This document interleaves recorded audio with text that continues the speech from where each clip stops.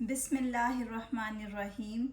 अस्सलाम वालेकुम dear students, welcome to notes sport.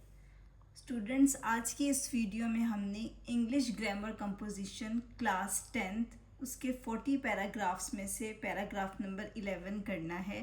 Paragraph number 1 to 10 already channel पे uploaded हैं।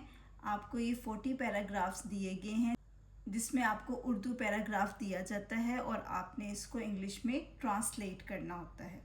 और आज का हमारा पैराग्राफ है paragraph number 11।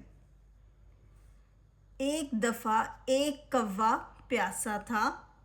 Once a crow was thirsty. वो एक जगह से दूसरी जगह उड़ा लेकिन इसको पानी ना मिला। He flew from one place to the other, but he found water nowhere. Bill आखिर वो एक बाग में पहुंचा। At last he reached a garden. Bill आखिर at last वहाँ उसने पानी का एक घड़ा देखा। There he saw a picture of water.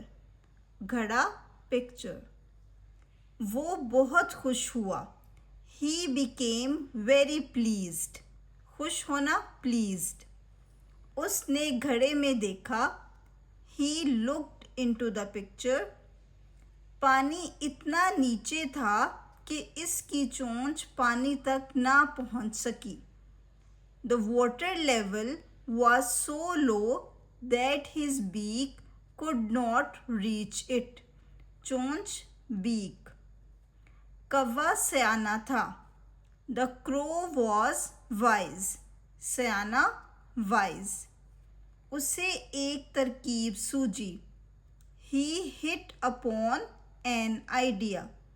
तरकीब सूझना hit upon an idea। Okay student, ये पैराग्राफ नंबर 11 था।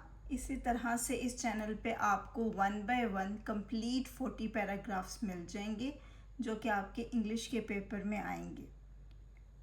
Hope you will like the video. Please like the video and subscribe the channel. Thank you.